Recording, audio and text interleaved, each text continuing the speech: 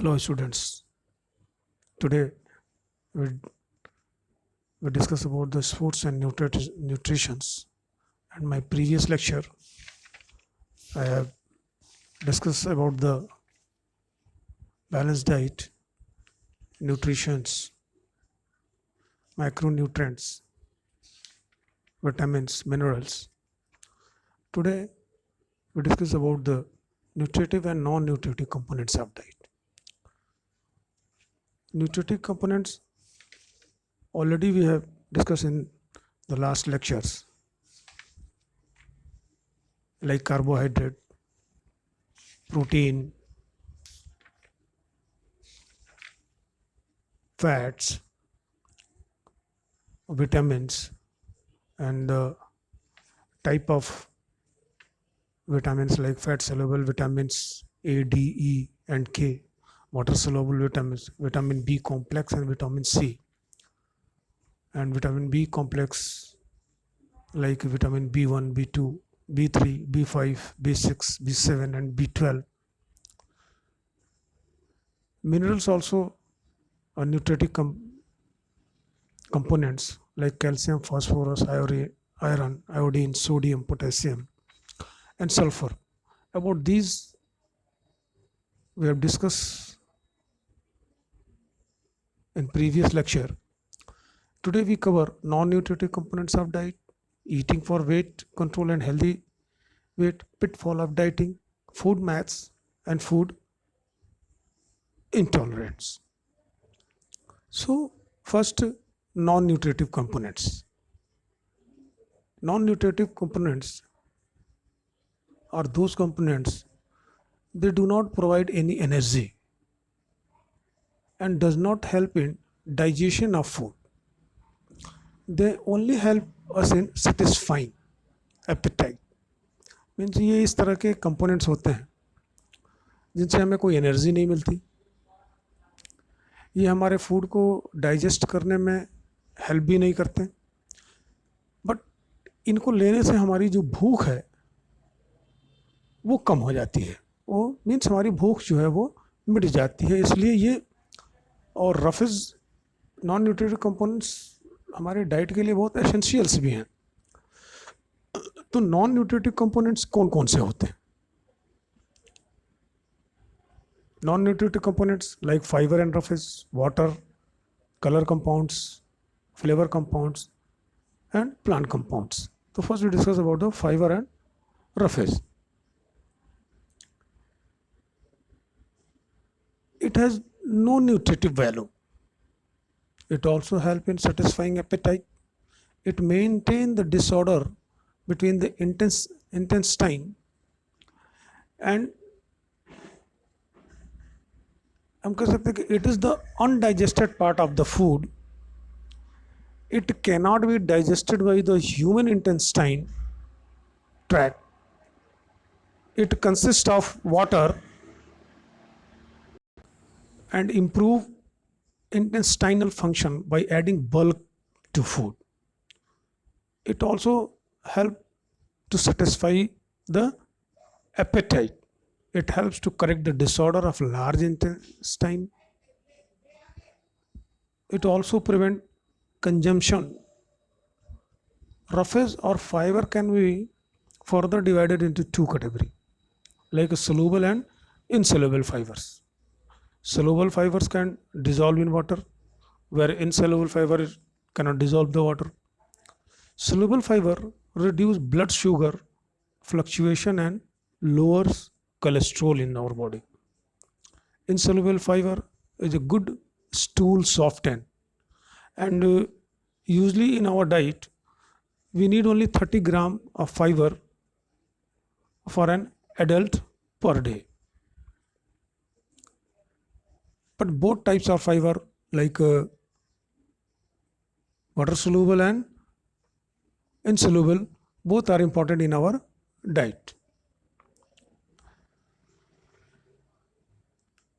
Second one, non-nutritive component is water. Water is also an essential component of our diet.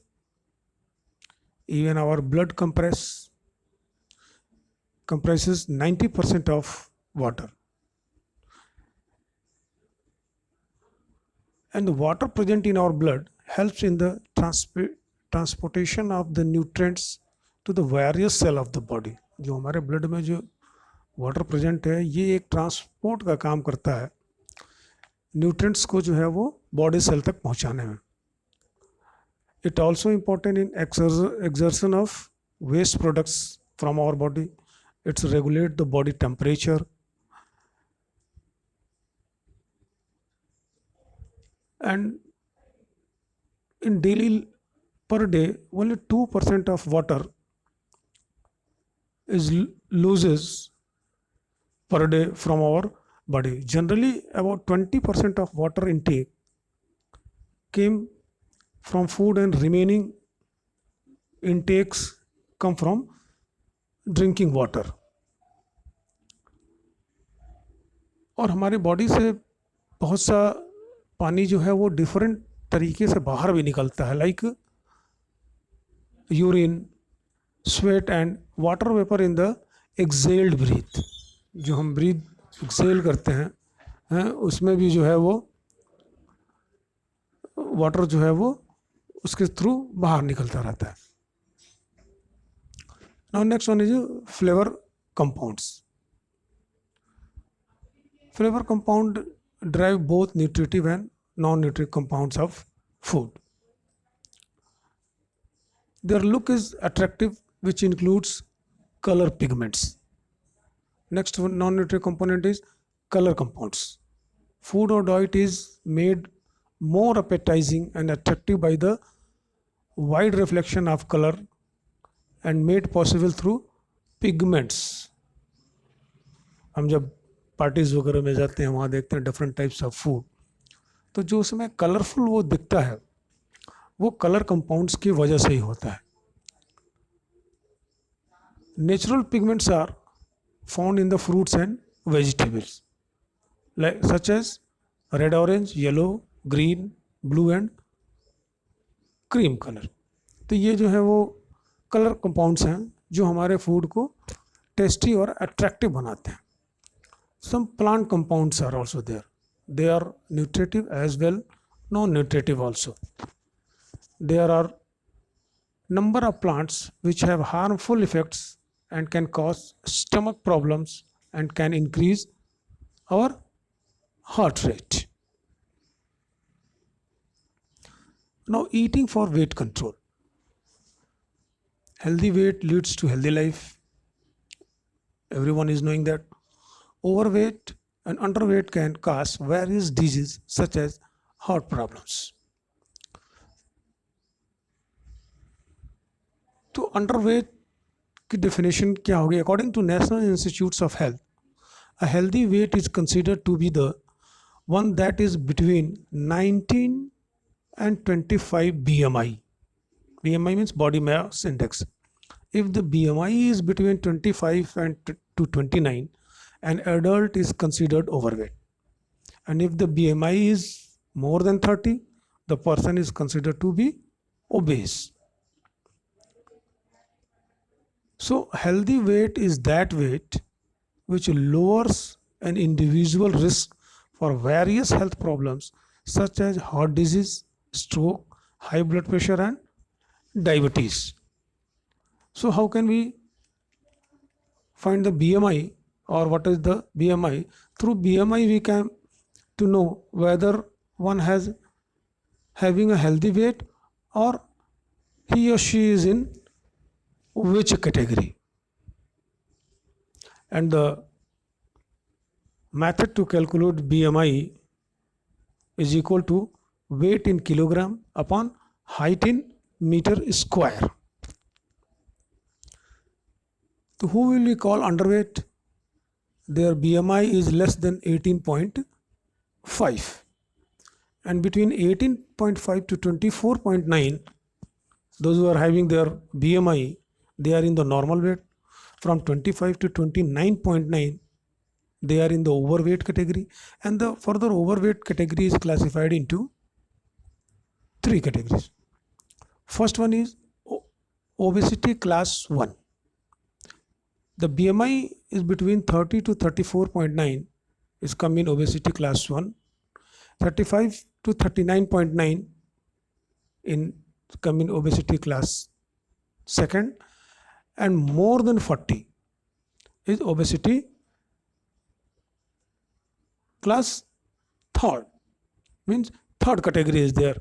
Means कि अब आप ये समझ लें कि अगर आप 40 से ज़्यादा BMI है तो you are going to fall और सफ़र फ्रॉम several diseases.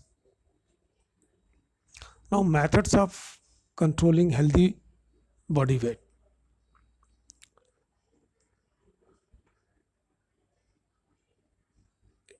अगर हेल्दी बॉडी वेट रखना है तो you should let your stress on the some systematic, or we can say that you can make some systematic plan that you can, हम क्या क्या तरीके जो है वो यूज कर सकते हैं अपनी बॉडी वेट को कंट्रोल करने के लिए. तो सबसे पहला है सेट एन एप्रोप्रिएट गोल. एक गोल हमको सेट करना होगा कि हम अपना बॉडी वेट कैसा करना चाहते हैं और किस तरीके से करना चाहते हैं. So for losing body weight you have to set an appropriate goal.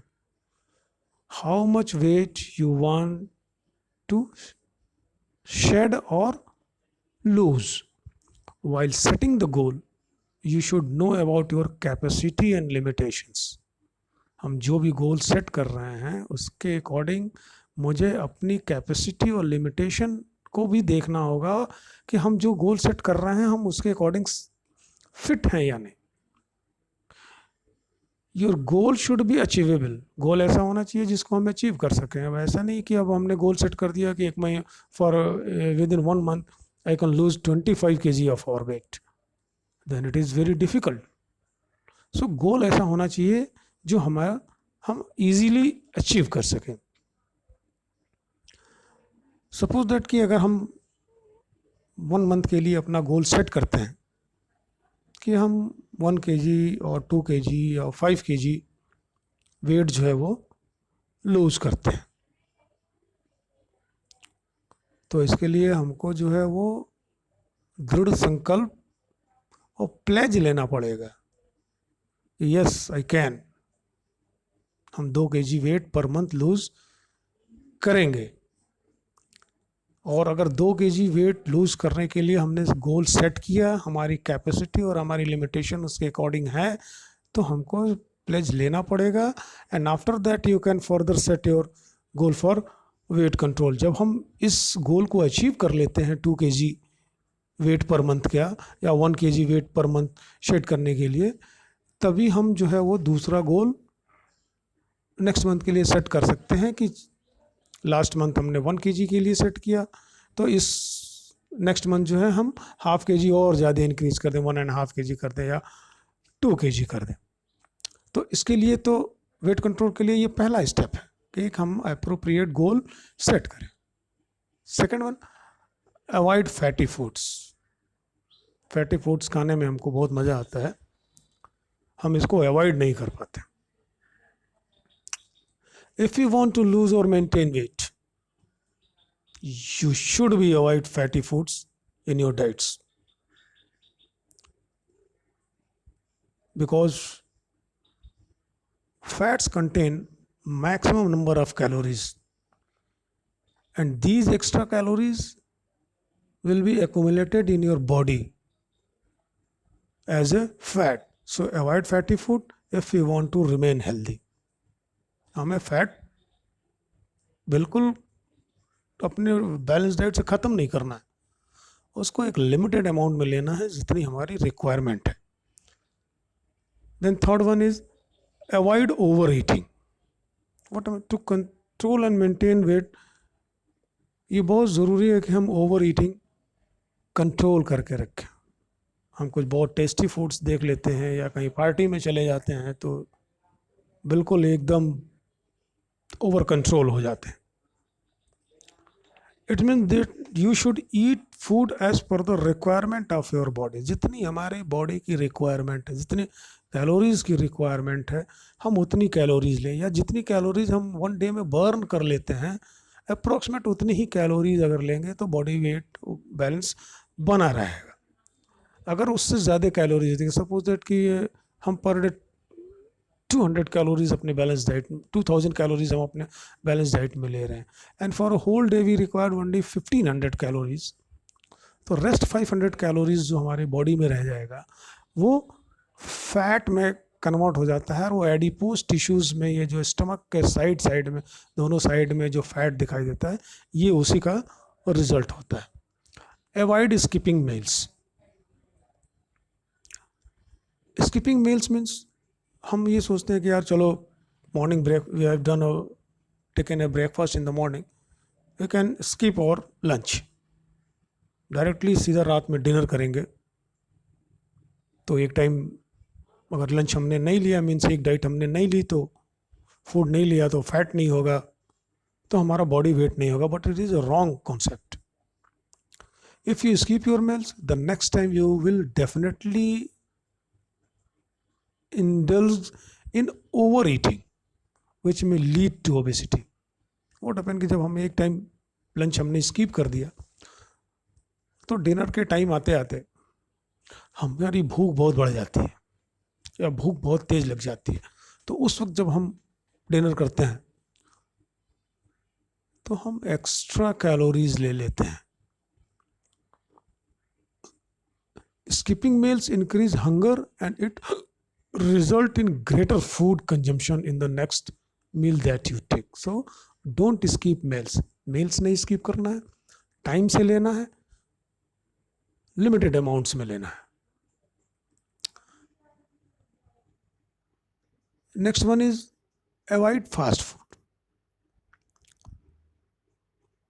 Fast food और junk foods like pizza, burger और भी बहुत ढेर सारे हैं, chips, pastry, chocolate, cold drinks, इन सब के बिना हमारा जीवन अधूरा, ऐसा मानना है। But see an example from past 50 days,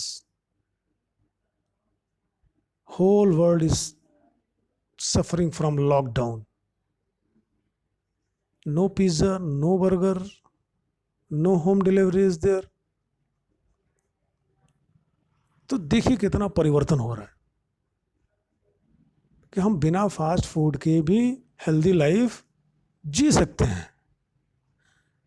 so if you want to live a healthy life, control your weight, you don't want to suffer with the different disease like diabetes, overweight, obesity, तो हम ये बिना fast food के भी रह सकते हैं। Avoid alcohol, smoking and drugs also invariably tend to increase in weight. Now avoid eating frequently.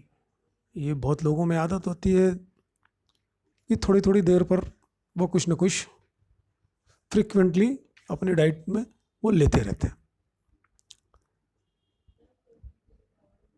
लेकिन उनका ये कहना है कि यार हम थोड़ा थोड़ा खाते हैं, हम एक बार लंच में ज़्यादा खाने की बजाय हम हर 2 घंटे पे थोड़ा थोड़ा लेते रहें।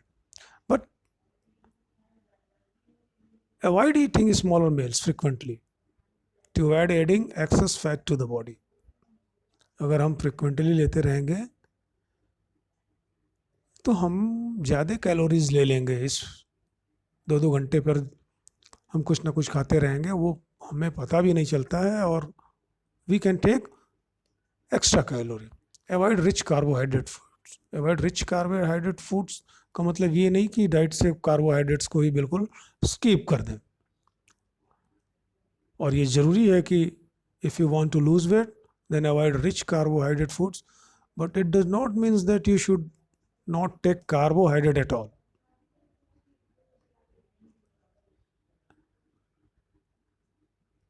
What you have to restrict, like avoid sugar, rice, potatoes, toffees, chocolate and other sweets इनकी क्वांटिटी हम कम कर देंगे। अगर हम इनकी क्वांटिटी कम कर देते हैं तो हम रिच कार्बोहाइड्रेट फूड्स को जो है वो कंट्रोल वे में ले सकते हैं, हमारी डाइट में भी बैलेंस डाइट बना रहेगा और हमारा बॉडी वेट भी ओवर नहीं होगा। Take a balance diet, it is very important.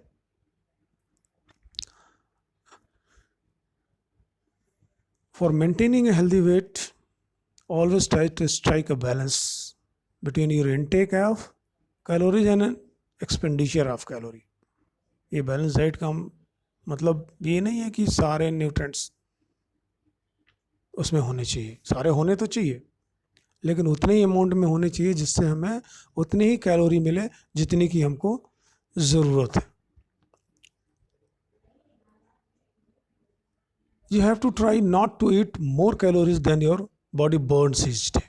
जितनी भी कैलोरीज हम पर डे बर्न करते हैं उतनी कैलोरीज ले।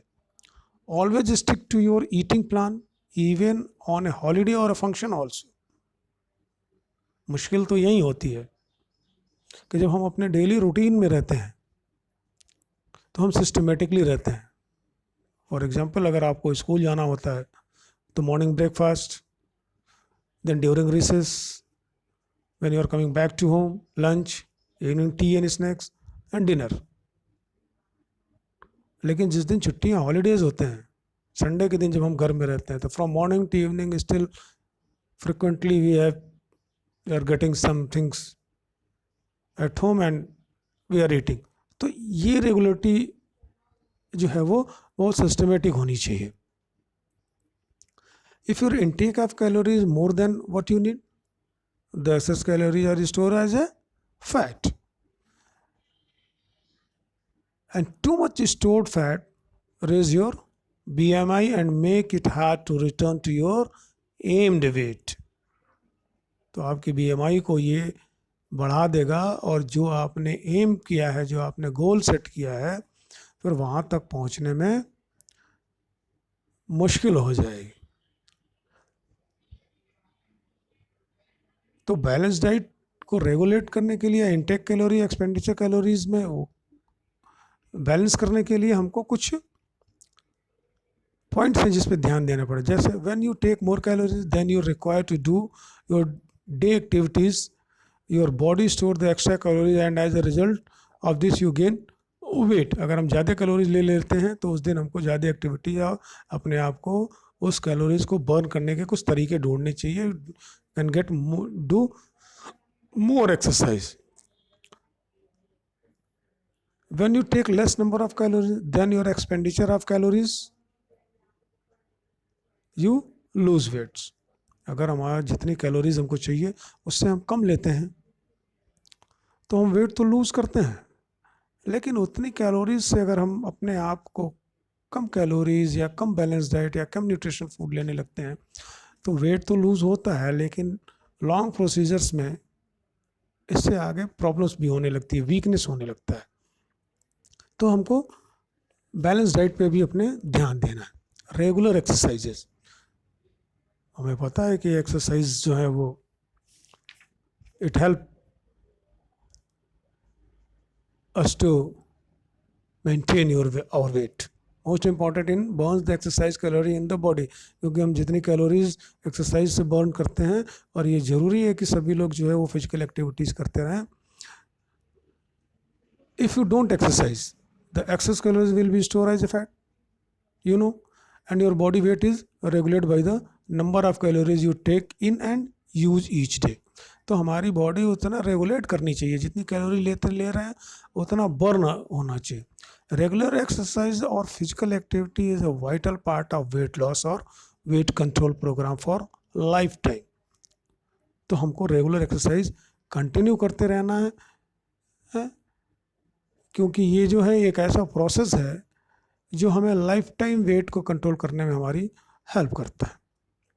Now second is a pitfall of dieting.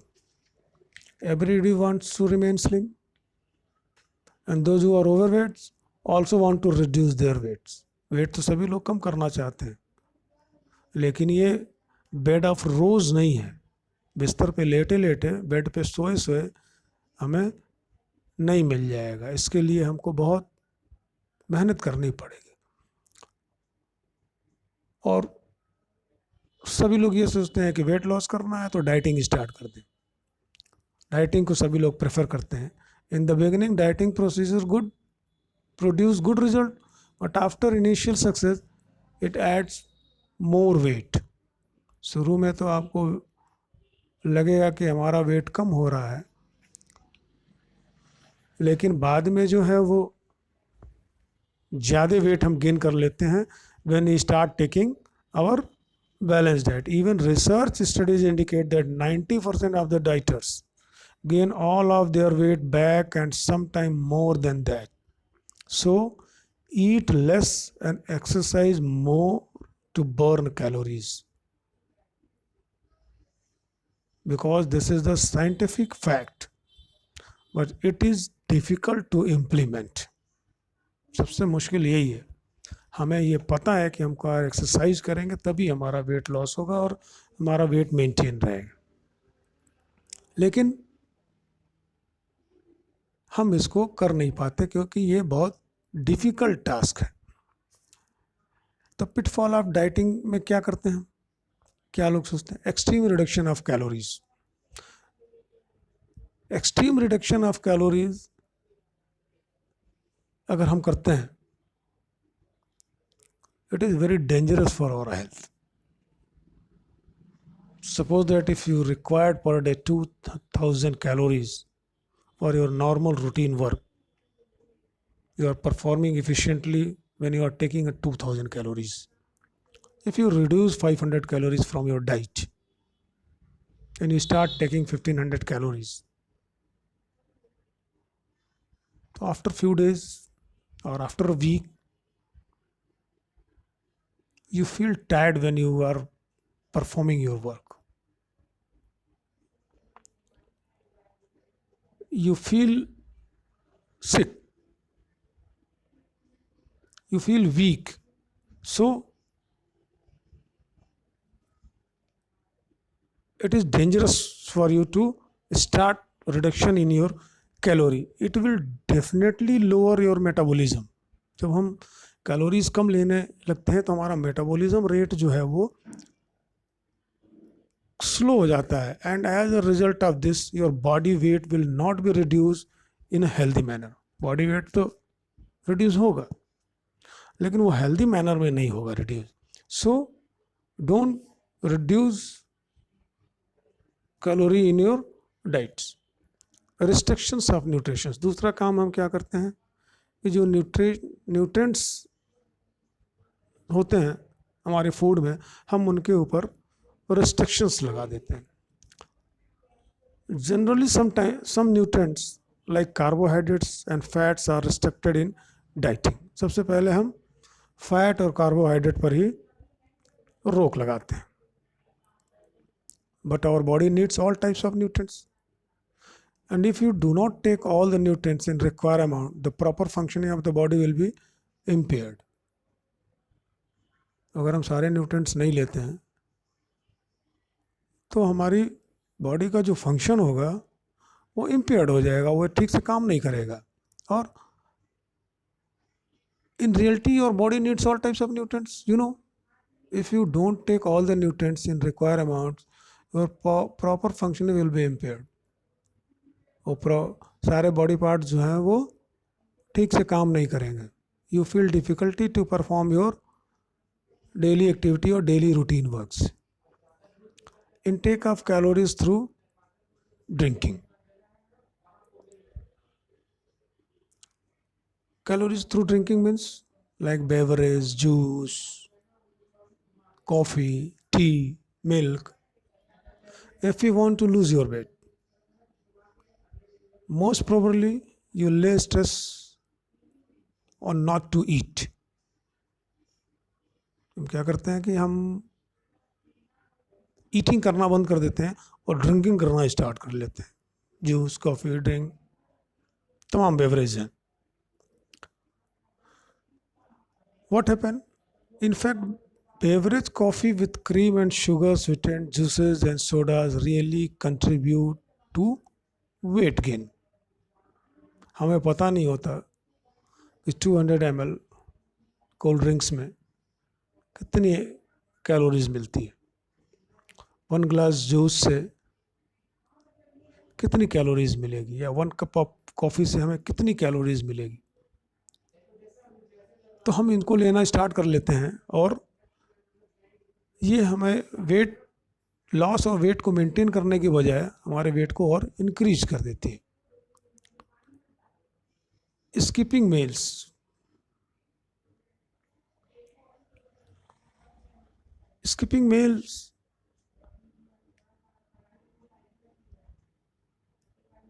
is not a right way to control, because it is a fact that if you have good metabolic rate you can maintain or lose weight. अगर हमारा metabolic rate proper तरीके से काम चल रहा है तो हम वेट लूज भी कर सकते हैं और गेन भी कर सकते हैं। अगर हमारा मेटाबॉलिक रेट स्लो हो जाए then you gain weight very easily, और जब हम मेल स्किप करेंगे तो हमारा मेटाबॉलिक रेट जो है वो क्या होता है, वो स्लो हो जाता है। If you skip meals it will lower your metabolism to conserve energy. So skipping meals work against your weight loss plan, and research studies also show if you skip one meal you take more calories during the next meal. अगर एक बार हमने dinner या lunch avoid कर दिया या breakfast नहीं किया, direct lunch किया, तो डेफिनेटली हम ज़्यादा कैलोरीज ले लेते हैं। डू नॉट एक्सरसाइज, कहते हैं कि अगर हमको वेट कंट्रोल में रखना तो एक्सरसाइज नहीं करो। क्यों? हम एक्सरसाइज करेंगे तो भूख ज़्यादा लगेगी, तो ज़्यादा खाना खाएंगे तो वेट बढ़ जाएगा। ये simple thinking. If you go on dieting and do not exercise, अगर हम डाइटिंग कर रहे हैं और एक्सरसाइज नहीं कर रहे हैं, it will work against the weight loss program. Instead of losing weight you are likely to gain weight. Exercise has a positive effect on metabolism, और जब तक हमारा मेटाबॉलिज्म रेट ठीक नहीं रहेगा ना हम वेट लूज कर पाएंगे ना वेट गेन कर पाएंगे। ये दोनों एक दूसरे के उल्टा ही काम करेंगे। Exercise has a positive effect on metabolism and also helps to burn some extra calories. जब भी हम एक्सरसाइज करते हैं तो कुछ एक्स्ट्रा कैलोरीज बर्न होती है, एंड एक्सरसाइज जो है वो हमारी मेटाबॉलिज्म रेट को इंक्रीज करता है, which ultimately reduce body weight. So dieting is beneficial, dieting is beneficial only if you exercise along side. Dieting के साथ साथ जो है वो हमको एक्सरसाइज भी करते रहना चाहिए। तो ये जो पिटफॉल ऑफ डाइटिंग है, जो डाइटिंग करने के साथ साथ हमको और क्या क्या करना चाहिए, तभी हम अपने बॉडी वेट को और अपने आप को कंट्रोल रख सकते हैं और हम हेल्दी रह सकते हैं। इनटेक ऑफ लेवल फूड, ये भी एक मैटर है। Such type of food is not always the best for losing weight, क्योंकि हम मार्केट में बहुत से फूड्स पैकेट्स अवेलेबल हैं जिस पे लिखा हुआ है without sugar, without fat, without carbohydrate. तो ये ज़रूरी नहीं है कि उस पे जो लिखी हुई बातें हैं वो 100% सही हो। अगर हम पोटैटो चिप्स परचेज करते हैं, पोटैटो कंटेन ए कार्बोहाइड्रेट, तो उसका चिप्स अगर बना हुआ है तो वो कार्बोहाइड्रेट कंटेन क्यों नहीं करेगा? तो वो फैट फ्री कैसे हुआ? पोटैटो से अगर फैट बढ़ता है तो वो फैट फ्री कैसे हुआ? सो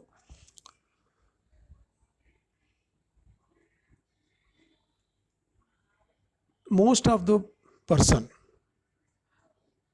who are on dieting usually go for such products that carry the level lean, sugar free, low calories, or not fat, or fat free.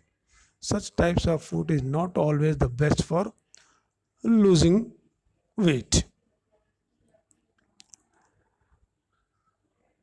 तो ये जो पैक फूड्स हैं या लेबल फूड्स हैं, इनको भी यूज़ करते वक्त हमको बहुत ध्यान देना पड़ेगा.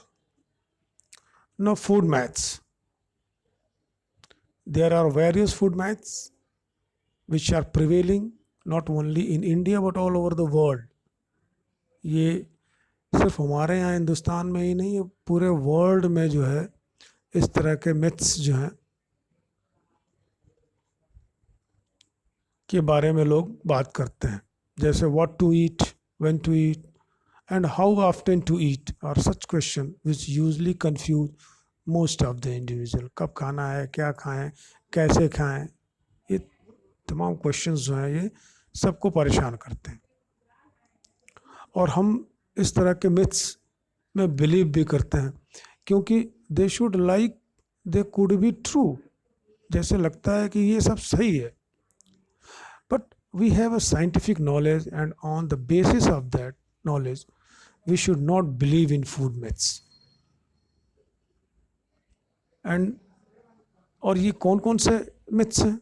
The most common food myths which are still prevalent in our contemporary society are drinking while eating makes you fat. खाना खाते वक्त अगर हम पानी पिएंगे तो हम फैटी हो जाएंगे. फॉर लूजिंग और reducing weight they use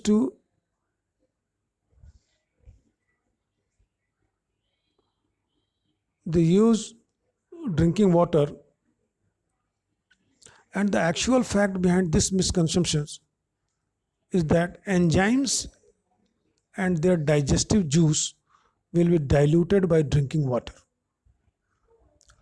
while eating. It will slow down your digestions, which may lead to excess body fat. क्या होता है कि जो एंजाइम्स है और जो डाइजेस्टिव जूस है वो वाटर के साथ मिल जाते हैं और वो हमारे डाइजेस्टिव सिस्टम को जो है वो स्लो कर देते हैं. फूड डाइजेशन को जो है वो क्या करते हैं, slow down your food digestion which में lead to excess body fat, जो हमको बॉडी फैट के लिए जिम्मेदार होता है, ये मानना है. But in contrary there is a scientific fact that drinking water while eating improve digestion. लोग ये कहते हैं कि अगर खाना खाते वक्त पानी पीते हैं तो जो डाइजेशन हमारे सिस्टम है उसका प्रोसेस स्लो हो जाता है और हमारे बॉडी में फैट बढ़ जाता है. लेकिन साइंस कहता है कि ये हमारे डाइजेशन प्रोसेस को इम्प्रूव कर देता है, डाइजेस्टिव सिस्टम को इम्प्रूव कर देता है. सेकंड मिथ्स क्या है? Don't take milk after eating fish. ये सभी लोग कहते हैं कि अगर आपने मछली खाई तो उसके बाद दूध नहीं पी सकते. क्यों नहीं पी सकते? क्या रीज़न है? क्या प्रॉब्लम होगी? The people believe in that they suffer with the skin problems and the white spots appear on the skin on different part of the body. लेकिन ऐसा नहीं है. ऐसा नहीं है कि मछली खाने के बाद दूध पीने से स्किन की प्रॉब्लम हो सकती है, वाइट स्पॉट आ सकते हैं, क्योंकि there is no scientific reason. कोई साइंटिफिक रीज़न नहीं है, कोई रिसर्च से नहीं पता चला है कि in taking milk immediately after eating fish Indies these products में बी टेकन टुगेदर. साइंस कहता है कि हम ये दोनों चीज़ों को एक साथ ले सकते हैं, इनके लेने से इस तरह की कोई प्रॉब्लम नहीं आ सकती. Food taken at late night increase fattening. अगर हम बहुत देर में खाना खाते हैं रात को तो हमारा फैट बढ़ सकता है. कैसे? This thing is wrong. For example, if you take Maggi in noon और night, the fat contains in them will remain same. अगर हम मैगी शाम को 5 बजे खाएं 50 ग्राम मैगी, और रात में 10 बजे खाएं या 11 बजे खाएं, 12 बजे रात में खाएं सेम क्वांटिटी में, तो उसमें फ़ैट तो उतना ही रहेगा जितना शाम को मैगी खाने में 50 ग्राम मैगी खाने में जितना फ़ैट मिलता है उतना ही फ़ैट उसमें भी रहेगा। तो ये कैसे हो सकता है कि हम रात में अगर लेट आवर्स में खाना खाते हैं तो हमारा फैट जो है इंक्रीज हो सकता है? तो ये बात भी गलत है। Vegetarian cannot build muscles. Body building के लिए, बॉडी मसल्स को इंक्रीज करने के लिए, it is not necessary that you should be non vegetarian. बहुत से ऐसे लोग हैं, बहुत से ऐसे लोग क्या 90% ऐसे लोग हैं, they are not taking non veg and they are having a good muscles, they become a bodybuilder. Proteins are required for build muscles, तो प्रोटीन्स से ही मसल्स बिल्ड होती हैं। और ये ज़रूरी नहीं है कि प्रोटीन सिर्फ एनिमल्स प्रोटीन्स भी होते हैं, वेजिटेबल्स प्रोटीन्स भी होते हैं, मिल्क प्रोडक्ट्स में भी प्रोटीन्स होते हैं। तो हमें अपने डाइट्स में जितनी प्रोटीन्स की ज़रूरत है वो नॉन वेजिटेरियंस से हम ले सकते हैं। And it is found in pulses और milk also. So this thing is wrong that vegetarian can not build muscles. तो हम ये कैसे कह सकते हैं कि जो those who are vegetarian they can't build their muscles? एक इंक्रीज कोलेस्ट्रॉल। अगर एक खाने से कोलेस्ट्रॉल बढ़ जाता तो टीवी में ऐड क्यों आता? संडे हो या मंडे, रोज खाओ अंडे, 2-2 खाओ अंडे, 4-4 खाओ अंडे। This thing is wrong.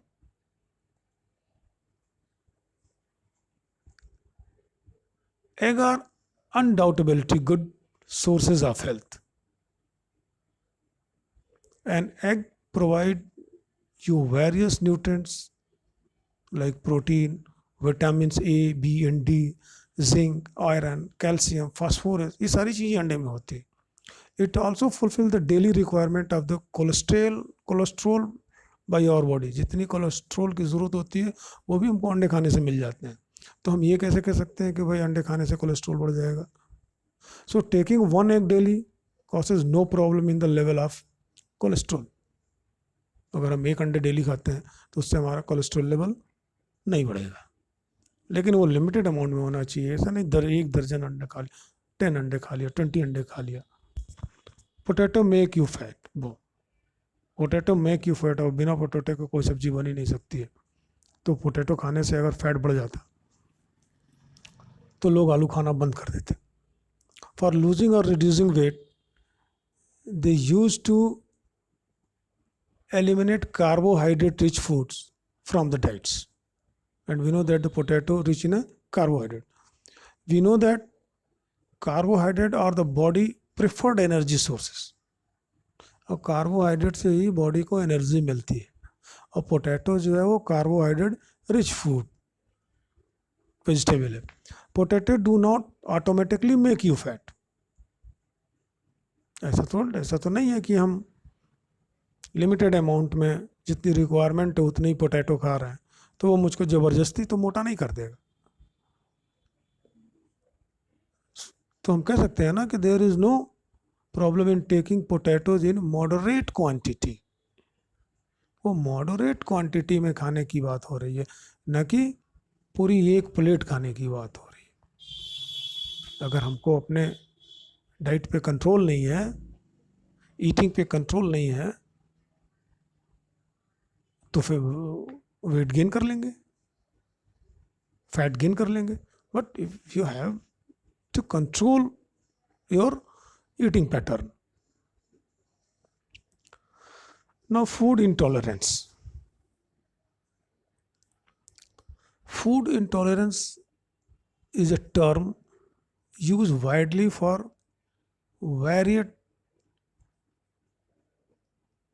physiological response associated with a particular food. हम कह सकते हैं food intolerance mean the individual elements of certain foods that can not be properly proceed and observe by our digestive system. Means food intolerance means the individual element of certain foods that cannot be properly perceived and observed by our digestive system. Like some person can tolerate a reasonable amount of the food, but if they eat too much or too often, they get symptoms of food intolerance because their body cannot tolerate unlimited amounts. Food tolerance किसी एक particular food से हो सकता है. इसको हम allergy, food allergy भी कहते हैं. जैसे किसी को कोई फूड नहीं पसंद है तो वो उसे नहीं खाना चाहता. या फिर फूड इंटॉलरेंस तब हो जाता है जब हम किसी चीज़ को बहुत ज़्यादा क्वांटिटी में इनटेक कर लेते हैं, तो भी हमें जो है उस फूड को बार बार खाने से भी हमको उसकी इच्छा नहीं हो सकती. Food intolerance comes on gradually, not frequently. ये हमेशा नहीं होता, ये कभी कभी हो सकता है. और ये लाइफ थ्रेटनिंग नहीं है. ऐसा नहीं है कि इससे कोई ऐसी डिजीज़ हो जाए जिससे कि हमारी लाइफ के ऊपर कोई प्रॉब्लम आ जाए. तो what are the causes of food intolerance? क्या कॉजेज हो सकते हैं, क्यों फूड इंटॉलरेंस की पोजीशन आ जाएगी या इस स्थिति की कोई. Food intolerance is a cause by part और complete absence of activity of the enzymes responsible for breaking down or absorbing the food elements. जो फूड को ब्रेक डाउन करने के लिए जो एंजाइम्स हैं या फूड को जो ऑब्जर्व करने वाले जो एलिमेंट्स जो बॉडी के अंदर हैं, वो किसी एक पार्टिकुलर फूड को ऑब्जर्व नहीं कर रहे हैं, तो फूड इंटॉलरेंस की स्थिति बन सकती. These deficiency are usually initiate. Sometimes food intolerance can be diet related or can be due to illness. कभी कभी ये भी हो सकता है कि हम अपने डाइट में किसी फूड को नहीं पसंद करते हैं और वो बार बार मुझे उसमें दिया जा रहा हो, तो हमें फूड इंटॉलरेंस की कंडीशंस हो सकती है. या कोई अगर किसी बीमारी से ग्रसित है या suffering from any type of disease, तो भी फूड इंटॉलरेंस के हो सकते हैं. इसके सिम्टम्स क्या हो सकते हैं? It can be cause nauseous, stomach pain, diarrhea, vomiting, gas cramps, heartburns, headache, irritability, nervousness.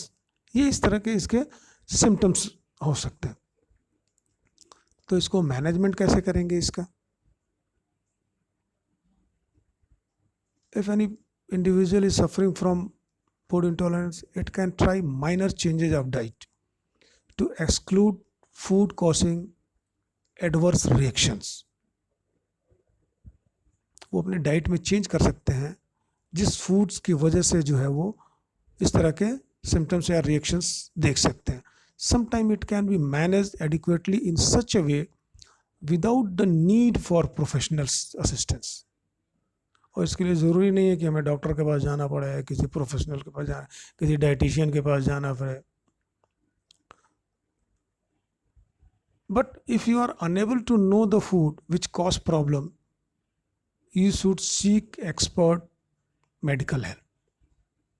लेकिन अगर आपको पता नहीं है कि किस पर्टिकुलर फूड की वजह से हमें इस प्रॉब्लम को फेस करना पड़ रहा है, तो हमें जो है किसी मेडिकल हेल्प की ज़रूरत पड़ेगी. Guidance can also be provided by your general practitioners to assist in diagnose and managements. For managing food intolerance, fructose intolerance therapy, lactose intolerance therapy, and histamine intolerance therapy can be applied. In food intolerance को manage करने के लिए कुछ therapies हैं, जैसे fructose therapy, intolerance therapy और histamine intolerance therapy जो है. तो ये तब पड़ेगी ज़रूरत जब हम आइडेंटिफाई नहीं कर पा रहे हैं कि किस पार्टिकुलर फूड की वजह से जो है हमें एलर्जी है या इस फूड इंटॉलरेंस के सिम्टम्स हमको दिख रहे हैं या हम इस प्रॉब्लम को फेस कर रहे हैं. So thank you very much.